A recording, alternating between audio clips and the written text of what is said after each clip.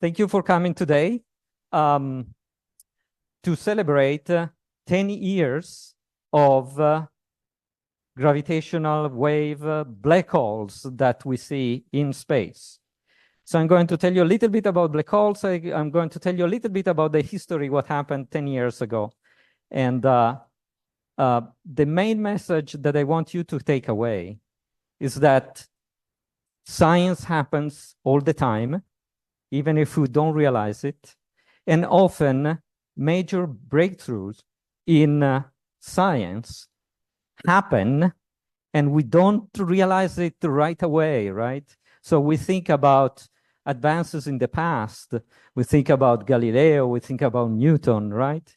But things happen even nowadays. So the message is that this discovery that we did 10 years ago is and will ever be one of the major discoveries in physics and astronomy. So let me tell you a little bit why is it so. So if you go outside at night and you look at the sky, if you go in a dark place, you can see this. So you can probably count up to a few thousand stars. You can see the Milky Way and a few other objects that people recognize to be planets.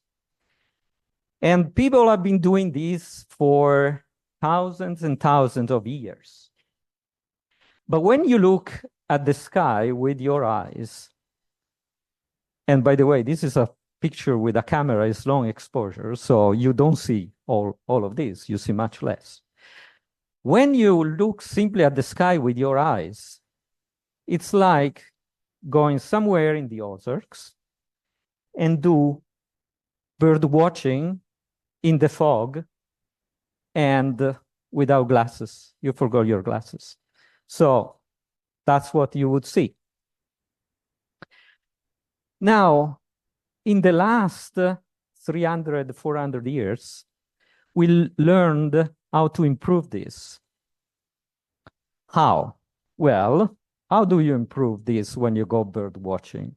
Well, first of all, you can go on a day where there is no fog. So you see a little bit better. Can you start guessing what is this, right? And then, well, you can bring your glasses. Now you see much more, right? Now you can start figure out what's going on.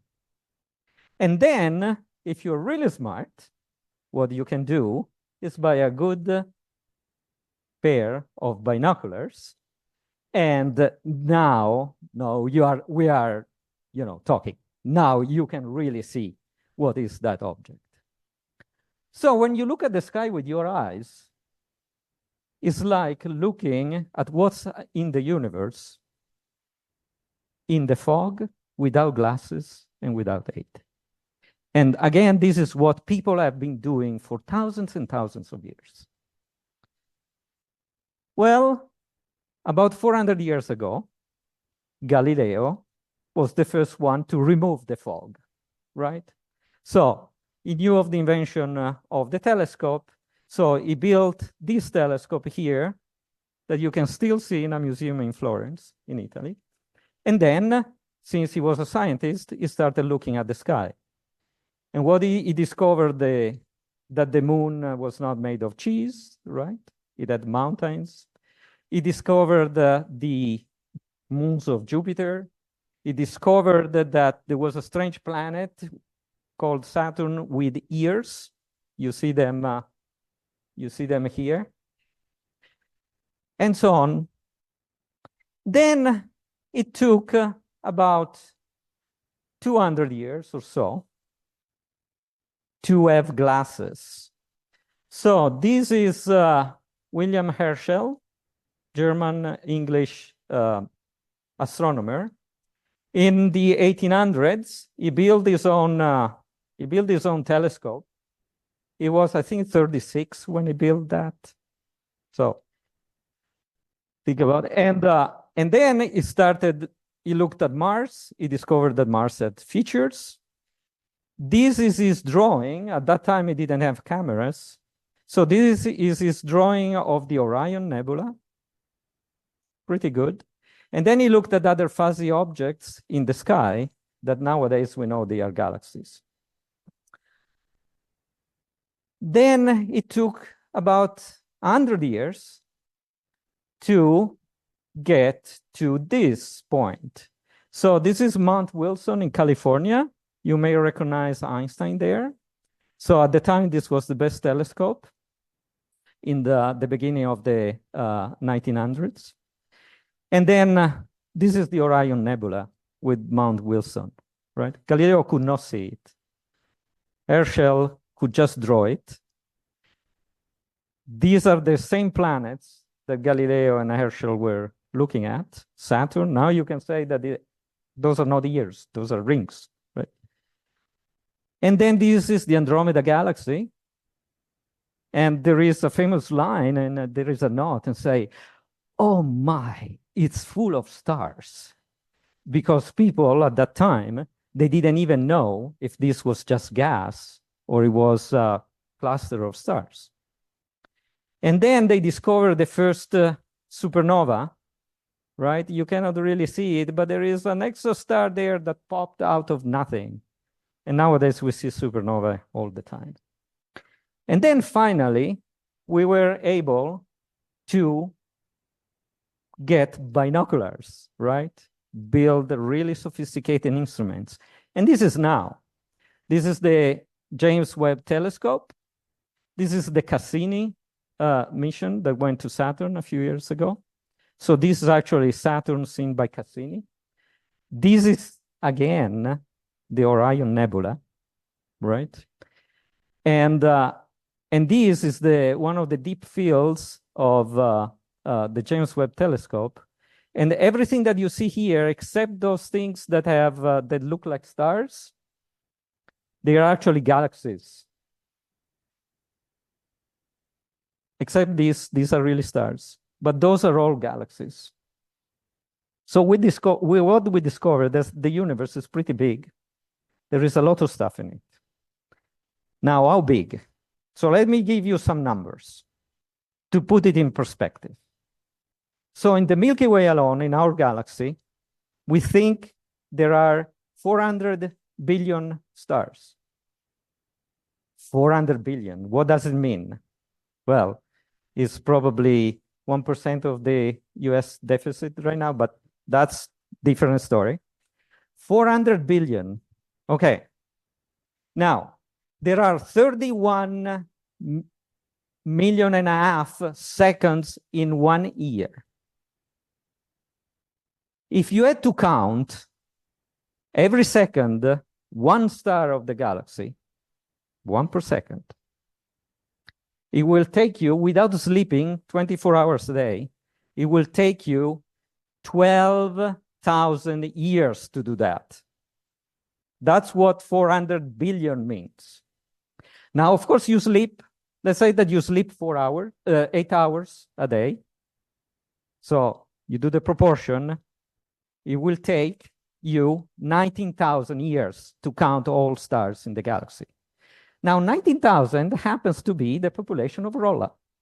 So if all of us, every second, the only thing we do, apart from sleeping 8 hours a night, were to count one star in the Milky Way per second, it will take us 1 year, the entire Rolla. Now, we think there are about 200 billion galaxies in the universe, at least what we can see right now, more or less. There are 8 billion people in the world. So do the math. I did it before, right? So I wrote the number here, so I'm not gonna mess up. But it will take, if everybody in the world were to count 1 star per second, counted in all galaxies, it will take us 464,000 years to count all the stars in the universe. So there is a lot of stuff there. Now, so you can is still missing. What is missing? The sound is missing. Right? So when you look, this is beautiful. Sure. Okay. So when you look at a picture like this, you see the universe, but the universe is silent. Now, what happened 10 years ago? We got the sound. And Charlie will now play.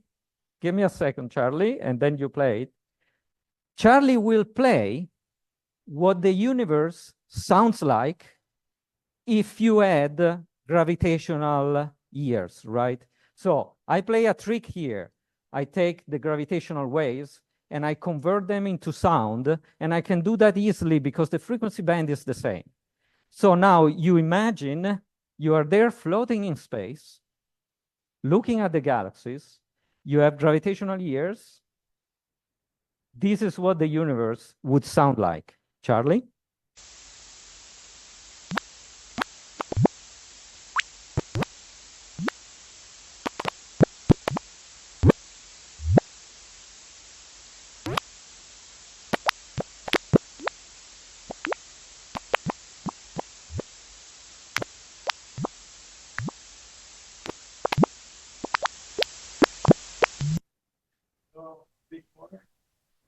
Okay, not too much.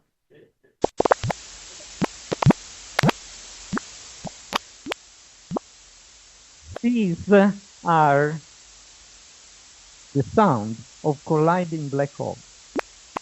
All the black holes that we have recorded so far with LIGO over the last 10 years.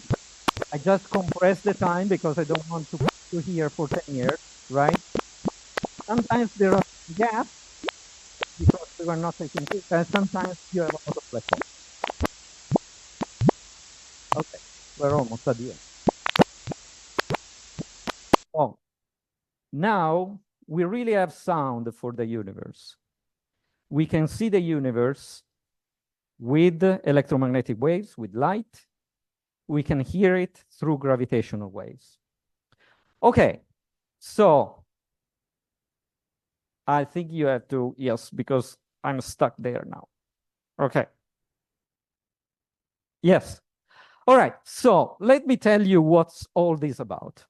It all starts with Einstein. Everything starts with Einstein nowadays, right? So Einstein told us that space-time is curved, and what curves space-time is mass or energy. So what you see here in this animation is the curvature of the space-time that is created by the sun at the center and by the Earth that is orbiting the sun. So the Earth actually goes around the sun because it tries to fall into this space-time depression that the sun generates. Now, we call this the fabric of space-time. If I could just make it vibrate, like I make the air in this room vibrate with my vocal cords, I could get waves of space, waves of space-time. Can I do that? Or there are things that can do that? Yes, there are. How do you make things vibrate? You move them rapidly. So if you take two masses, like two stars, like this, and you make them orbit one around the other, these stars would make the fabric of space itself vibrate. These two stars will generate waves that propagate outwards from their origin, where the stars are, and squeeze and stretch and warp and curve space-time dynamically. So we are not talking about a medium that is in space and then I push it like air in this room. We are talking about the space itself that it's warping. So how do I warp, for example, space here? Well, I would stretch space in one direction, compress in the other direction. So I'm looking at you, Jerry, right? And we would get closer and farther away, and we get distorted. That's what happens. That's what mass can do to space-time. Now, the problem is, one, can I actually do that? And two, can I measure it? Can I detect it? Now, it happens that, yes, there are objects that can warp space-time, and they can warp it a lot, especially if you're close. Don't go too close. And those are black holes. What are black holes? Well, black holes are objects that are so dense, so they have so much mass in such a small region, that the curvature that they generate in space-time is essentially infinite. We call this a singularity. And my students this morning in GR, they learned how to compute the orbits around this, right? So the sun is bending space-time just by a little. A white dwarf is a star that is as massive as the sun, but is just as big as Earth. So it's more compact. It curves it more. A neutron star is even more compact. This is a star. These are stars that have the mass of the sun, and they are as big as Rolla. And then a black hole essentially curves it, and the curvature becomes infinite. So if you fall into it, you're done. Resistance is futile. Okay. You can imagine, if you want to imagine a black hole, imagine it as a waterfall of space. This is a fountain at UCLA. I took the picture a few years ago. I like to call it the black hole fountain. You see, instead of water, think about space and time. Space and times are continuously falling, warping and falling into this black hole. And if you are in, you cannot swim yourself out, right? Okay. Now, do black holes exist? Well, they do, because we measure them now. But until 10 years ago, we're not actually totally sure there were black holes. How do you make them? You make them by, at the end of the lifetime of stars. So if you have, stars start from gas, then they ignite the hydrogen, so they become stable stars like the sun, right? For example, the sun will be this one. And then they evolve because their fuel runs out. They go through many different stages, so I'm not going over all of that. You have to come to my astrophysics class or astronomy class for that. But at the end, some of them, if they are very massive, they explode. And they leave behind the old core of the star that collapses and becomes so dense that it can create a black hole. So black holes are created by massive stars. And we know that these things happen. This is a picture of probably the most recent black hole to form in the Milky Way. So it's the remnant gas of one of these supernova explosions. It's called W49b.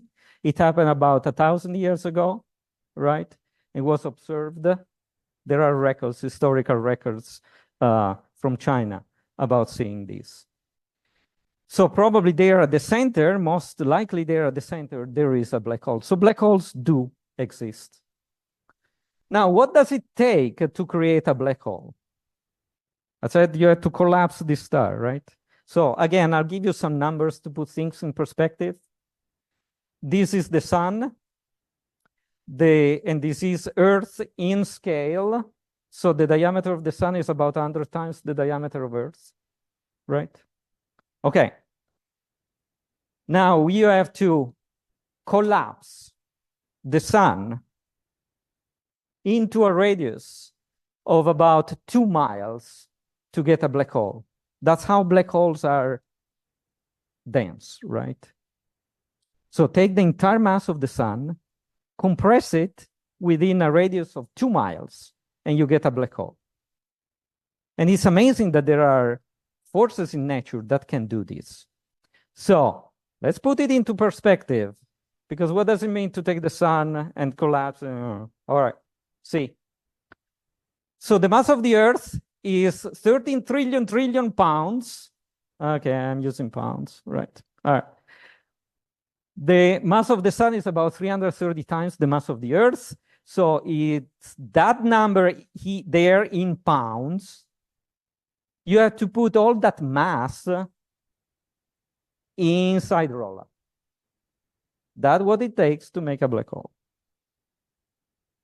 Only collapsing stars can do that. A massive collapsing star can do that. Okay, small digression for the students in the room.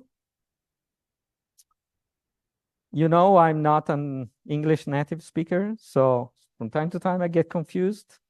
One of the things that confuses me a lot is how to write these numbers here. Is 13 trillion pounds, or 13 trillion pounds, or 13 trillions pounds? I never remember that.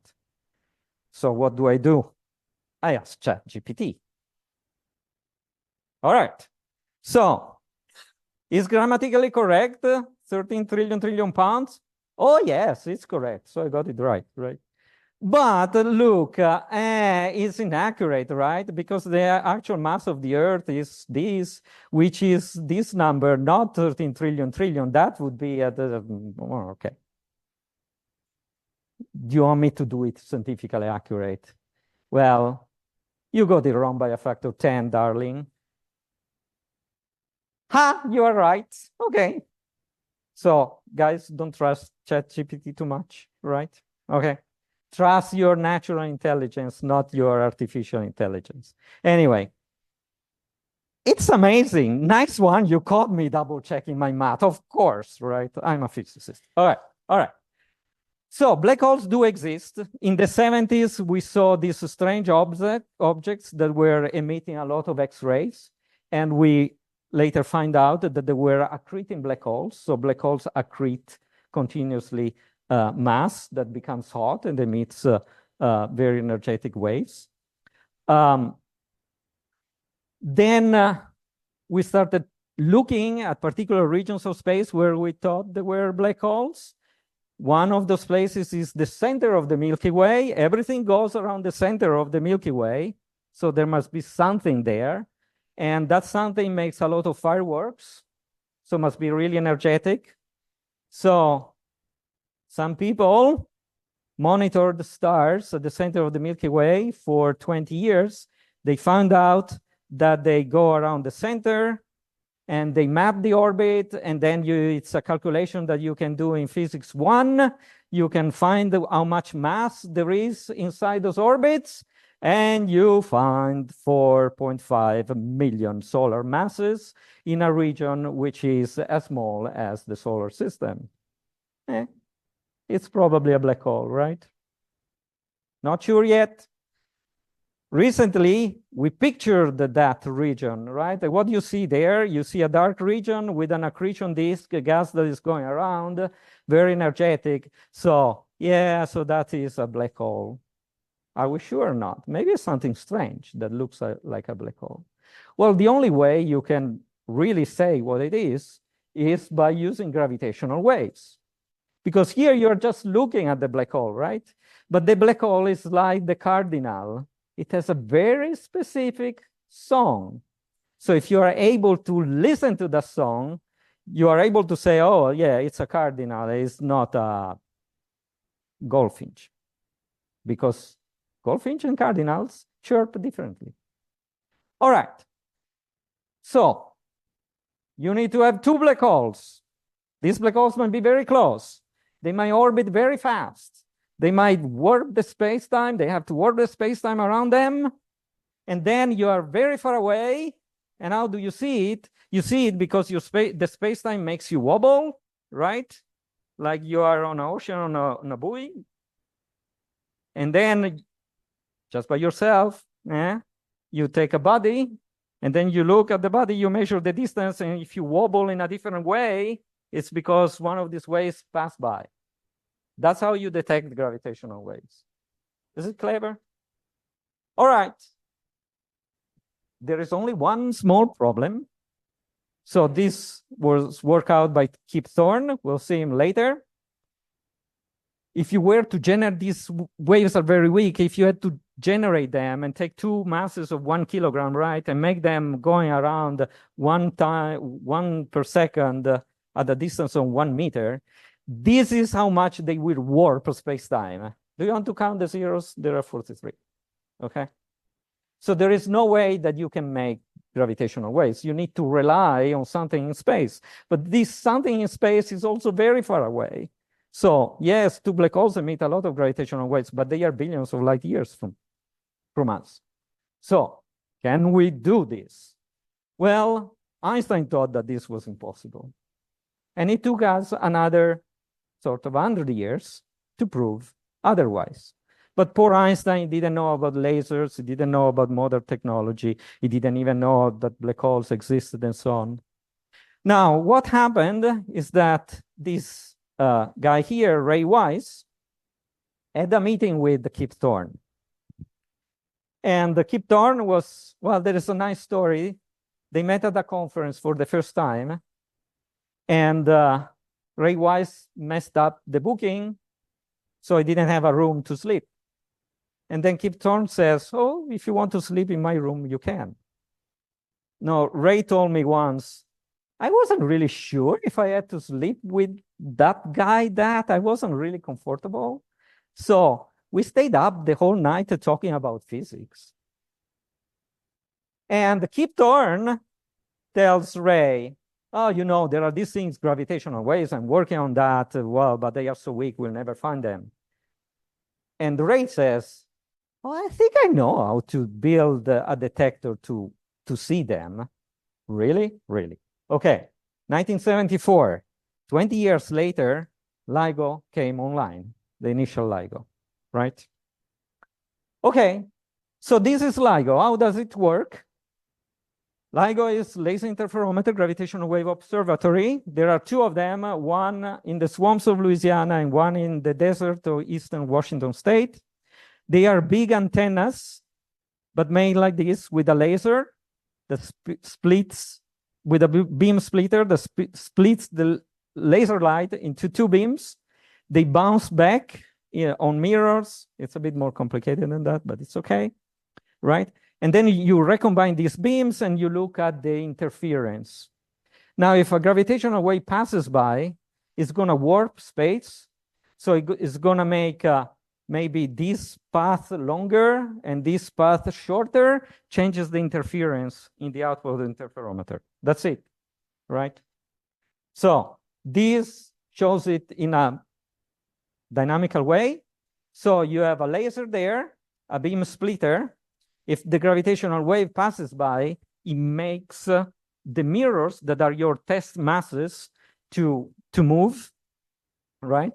And then when you send the light into the interferometer and the light bounces back, depending on the relative difference of these paths here, it can recombine to give you constructive interference or destructive interference. And as the gravitational wave passes by, right, you can detect this with a photodetector. So if it's so simple, why it took 100 years? Remember the strength of the gravitational wave? That's the problem, right? Everything tries to move this instrument more than a gravitational wave. So I told you it's a little bit more complicated, so I wanted to show off a little bit, so I'll show you this. This is just a very simple schematic of the interferometer. Each interferometer has something like 100,000 channels, 100,000 optical components, and so on. It's in vacuum. It's 2.7 miles long in one direction. The laser light is one of the most stable and powerful laser lights, continuous laser lights that there is. It's amazing. The mirrors are as big as this. They have a precision in the curvature of a few nanometers. They are coated 100 times, and they are polished with a precision of a few nanometers. Right? Okay. It took 100 years. All right, and these are just some pictures of the inside. So this is the beam splitter with the vacuum enclosure. This is the pre-stabilized laser with the components. This is one of the test masses, the mirrors. And this is the control room, which is cool, but not cool enough to be showed in Interstellar. If you want to know the story, I'll tell you later. Okay. Now we fast forward to 2015. I don't know what you were doing on September 14th, 2015, 2015 at 5:45 in the morning. This is 9 minutes later. I was sleeping. But my friend one of my friends in Europe, which by the way is Italian as well, and is called Marco as well. So this is not Marco me, he's another Marco, right? He was awake because he was in Europe, in Germany. And we were just monitored the detector because we were almost ready to go online, right? And then he sees that there is this signal in the data stream. Now, for him, that was about 1 p.m., right? So after lunch, he goes and sees this signal. And then he sends this message to the entire collaboration and said, there is this very interesting event. Can anybody confirm that this is not an injection? So what is an injection? So in order to test ourselves from time to time, we were putting signals, fake signals in the instrument to see if we were able to recover them and recover them well. So is this an injection? Somebody put a fake signal? All right. And then a few hours later, Gabi, who at the time was the spokesperson of the collaboration, this now is me. This is this Marco, right? Okay. We said, no, we didn't put any fake signal. The reason was obvious. Well, at least to the people here CC'd, because we were absolutely not ready to put a fake signal in the interferometer. We had to decide, Gabi and I had to decide who was in charge of doing it, because we wanted to do it blindly, right? So nobody had to know where, if and where and when that signal had to be injected. Otherwise, it's not a blind challenge. We had just appointed the guy who would have been in charge of this 3-people committee to eventually do that. But the person had not chosen the other 2 people helping with the detector. We needed a detector expert, a waveform expert on black holes, to work secretly and don't tell the other 1,000 people where they were going to put that signal. They were not ready. We didn't even have the software to do it. We had just to start, right? So, you know, with caution and calm, please stay calm. Yes, we should follow this up, right? And so we did. By the end of the day, I had 1,000 emails in my inbox. Everybody was going crazy. And this is what I was telling you, right? The blind injection infrastructure was not ready. So for a few of us, we essentially knew more or less from the beginning that this was real, right? But we tried to keep things down because there is always the possibility that somebody does a mistake, that there is a glitch in the interferometer, that there is something you didn't take into account, right? So calm, stay, what is the British was saying is keep calm and carry on, right? But those were a few interesting months, right? We tried to kill that event in all possible ways. And that event, Stan, is an event. It was the first detection of 2 merging black holes. And this is actually the signal. So it happened at this time on September. Oh, there is a typo there. September 14, 2015. Right? I can't believe I messed up there. Okay. And this was the waveform of the colliding black holes. We call this a chirp because if you notice, it's going up in amplitude and is also going up in frequency because these two black holes are getting closer and closer, so they orbit faster and faster. And in doing so, they emit more and more gravitational waves. So the strength of the gravitational wave is increasing, and the frequency is also increasing. So if you do a time, for the physicists in the audience, if you do a time frequency transform, time versus frequency, you get a signal like this. So as the time goes on, the frequency increases, and also it becomes yellow and yellow, so the amplitude increases. We call this a chirp. And these are those blips that you heard before, right? Okay, so I'm taking out all the noise of the interferometer and everything, and so you can actually hear the chirp itself that was created by that event. And I think I need you again because it's, yes, you need to go there and click on that. I cannot do it with this. You will hear the sound of these two black holes, the first ones that we detected.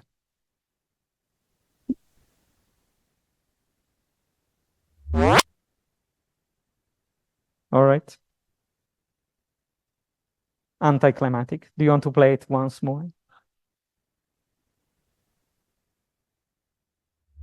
Right. Okay. I knew that this was anticlimactic, so I was prepared for that. Too fast. Okay. Anyway, so what was it? What was happening? This is the event. It's a simulation of that event, right? Done by solving Einstein equations. So what you see here are the two black holes. This is the time scale. We are less than 1 second from the merger. This is the waveform, right? What you see here is the curvature of the space. So when you see the red, it's because it's more curved, right? It's at the center of the black holes. The arrow are the positions, right? Is the flow, essentially, of objects that would fall in that black hole. We are almost there at the merger. We are about 10 milliseconds before the merger. So you see that the potential wells of the two black holes are merging. The two black holes actually touch, and they form a final black hole that wobbles a little bit for a little bit. See, again, a few tenths of milliseconds, and then it settles down in a final black hole, right? This is all contained in that blip, right? That chirp. So anticlimactic, but if you think about this, is what happened. And I'll give you some numbers to chew on. So this is the birth certificate of that black hole that was born by the fusion of the two initial black holes. So let's see some interesting things. Well, first of all, that thing happened at a distance of about 2 billion light years, give it or take, from Earth. So that collision was able to warp the entire universe. That thing is 2 billion light years from Earth. And that wave carried for 2 billion years until it reached us. By the time it reached us, it's very weak, but it rippled the entire universe. When that black hole formed, so when there was that collision, on Earth, my biology friends tell me that there were not even multicellular organisms, right? It's amazing that we came from there, and after 2 billion years, we were able to catch that wave. Where did it come from? Well, comes somewhere from the southern hemisphere. My friends in Louisiana, they are proud to say that they saw it first by 7 milliseconds because it came from the south, right? So it hit the interferometer in Louisiana first and then in Hanford. And the sky localization is very poor, right? Because we had only 2 detectors at that time and so on. But it came somewhere from the southern sky. How heavy were those black holes? Well, one was about 35, 36, 35, let's say 35 solar masses, 35 times the mass of the sun, one. The other one was about 30. Together, remember 13 billion pounds, trillion pounds, or okay, you have to multiply them by 35 and by 30. So 135, 130, they merged together and they formed a 62 solar mass black hole. And now I know what you're thinking, that I did the math wrong, right? No, I did not. Because it's true that 35 and 30 is 65, but the final black hole was only 62. 3 solar masses of matter were converted, E equal mc squared, into pure gravitational energy that propagated for 2 billion years across the universe and reached us. That object emitted in 10 milliseconds more energy than the entire universe emitted at the same time. Remember those 200 billion galaxies, each of them has 400 billion stars. Okay. Sum of everything together, and you don't get the energy of this event in 10 milliseconds. Okay. How big was it? Well, you think, oh, this was gigantic. Because black holes are very dense. So you can fit it between Springfield and St. Louis. 180 kilometers, 100 miles. You have 62 times the mass of the sun in a space between Springfield, Missouri and St. Louis. That is how dense is that stuff. And the 2 black holes were moving one around the other almost at the speed of light when they collided. Okay, well, we fast forward a little bit by a few months. There were a few frenetic months, right? We had to check everything, right? But then finally we announced it to the world because we were convinced. Also, what really convinced us is that on Christmas Day, 2015, we got a second one. I remember because I was at Christmas dinner, and then I started seeing messages that there is this event, and I became very asocial. I went in a separate room and I started working with the code on my cell phone, right? Try to see. Yeah, it was a second event. So we announced it to the world. This was our celebration at the National Press Club on February 11th, 2016, right? We had a big party. And of course, I spent most of that day trying to redirect all the questions from all newspapers, all TVs, and everybody in the world to my colleagues because, you know, the website of the journal crashed. The stream there crashed, right? We were on the front pages of all the newspapers all around the world, all the major networks and so on. So it was an interesting day. So these are 2, I'm gonna show you 3 things. These are 2 comments that were left on the New York Times the day after. I wanted to put them here and you can read them. I'll read this one because it's interesting. Making America great includes properly funding scientific agencies that do work that no commercial enterprise would be interested in. Make America great. And then this is interesting because finally astronomy grew years, right? The next one I also found is funny, is an email that we received, right? So I just blanked the name because it was a private conversation. I'm only a French science professor. I want to congratulate you. I hope a Nobel Prize for you. Vive la physique, right? From France. All right. Well, they got a Nobel Prize. We got a Nobel Prize, not me personally. But remember Ray, Kip Thorne, and Barry Barish, who I got this Kip Thorne, this Barry Barish, right? So they got the Nobel Prize in 2017, less than 2 years, right? 2 years after the detection and less than 2 years after the announcement. And I remember there were some rumors, so it was really early in the morning, so I put the alarm clock at 4 and I started listening to the announcement. And then the only thing that I hear, because they start in Swedish first, was Ray Wise, Kip Thorne, Barry Barish. What's happening here? And then a discovery that shook the world, literally, because the gravitational wave really shook the world. Okay, all right.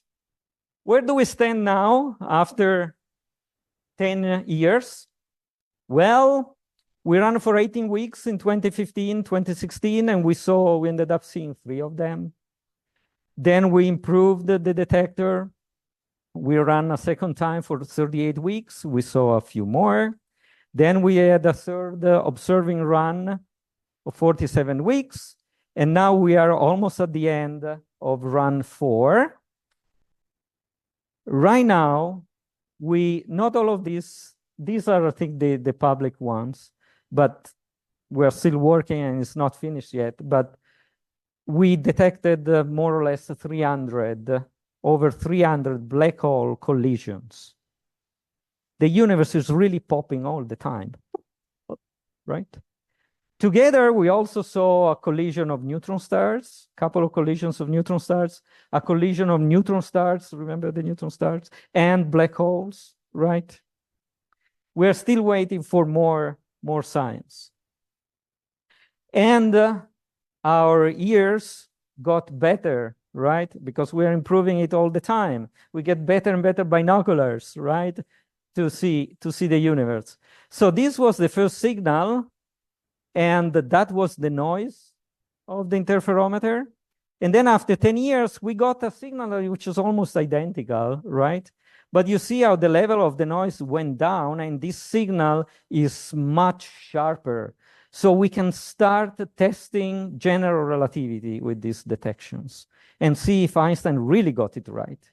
Because in 2015, we proved Einstein right. Now we want to prove it wrong, right? We want to see if there is anything more than that. And this is where these black holes are. This is our cosmic neighborhood of gravitational waves. So we are there at the center, right? And you see that these black holes are popping up everywhere in the universe at distances of billions of light years, right? Some of them are really massive. They are so massive that we were not expecting them to be so massive. Remember, black holes are formed by star collapse. So if you want a big black hole, you have to start with a big star, but big stars do not exist. So how these massive black holes are formed? We think they are formed, they are third generation black holes or fourth generation black holes. So a black hole, bigger black hole, another black hole, and so on, right? But we don't know where these things are. Not only, but what we have opened is just a little bit of the spectrum of gravitational waves. You know, the electromagnetic spectrum, you can go from radio to gamma rays, but we just see a little bit in the visible region with our eyes. The same with gravitational waves. There are gravitational waves of different frequencies by orders and orders of magnitude. Some of them, what we can see now is this region here, essentially. and we see these gravitational waves from stellar mass black holes. But then there are supermassive black holes, like the one at the center of our galaxy I told you a moment ago. And they could also generate gravitational waves that we cannot see yet. The Big Bang, the beginning of the universe itself, generated the gravitational waves that we cannot see it yet, but we will be in the future. So there are different experiments either running or close to be sent into space, or also running, like the pulsar timing arrays, that will be able to probe the entire spectrum of gravitational waves. So this means to listen to the cardinal singing with all your frequency range, right? Okay, now, what do we do here, right? So I was not here when there was the detection. I moved here later. But I've been here almost 7 years. Can you believe that? And we have worked in LIGO and contributed to these hundreds of detections here at S&T. So what do we do? Well, some of my folks are in the audience. Charlie, Dishari, Yen there, all right? So we do mostly data analysis, but we also work on the detector. There is one of our postdoc who is inside at Hanford, and she's doing calibration. Otherwise, we do data analysis. For example, Yen, she led the paper searching for gravitational waves from exploding stars. Those are difficult to find. Charlie is working on testing general relativity. So he wants to prove Einstein wrong, right? Dishari, she is working on trying to correlate the black hole detections with other astrophysical populations, for example, types of galaxies or something else that you see electromagnetically. I told you, we don't know where these black holes are. Do they mostly are at the center of galaxies, big galaxies, small galaxies, right? Also, we do a lot of outreach, which is always fun. And this is Sushant. He just graduated a few months ago. And he was doing machine learning. And he was essentially the guy that single-handed made possible, well, not only him, it's a big group, but he played a really important part in sending the alerts of these black holes to astronomers and to the community. You can put an app on your phone that wakes you up when two black holes collide into space, right? Okay. Now, most of the time when I give public talks, I get a question, say, all right, this is very cool, but what does it benefit me? Does it benefit society? So I want to preempt this, right? Well, first of all, I get a little bit nervous when I get that question, because you don't go to a painter or a musician and say, oh, you are painting these beautiful paintings, right? Or you're writing poetry. Why should I care? What does it come to me? All right. Okay. So not all what we do needs to be done for an immediate return. Anyway, if that you don't like that answer, I can also tell you that the LIGO collaboration, the Virgo collaboration, we as scientists, we are educating the next generation of science and technology people. We are developing technology. I told you about the mirrors, the laser, and so on. So there is a lot of return, right? Even if you just want to that. But Ray Wise, who unfortunately passed away months ago, you can see him here when we had a big exhibit in your city in 2010. Those two signs are somewhere here. So you can touch them. They've been touched by a Nobel Prize. Okay, so he says as well. So I'm going to play a clip from a documentary that is called LIGO Generations. It's available in Vimeo. If you haven't seen it, you should. Also because there is a very cool guy at the beginning of the movie riding a motorcycle. And so you should see it. But apart from the silly guy on the motorcycle, Ray says something really interesting about why we as scientists are doing this.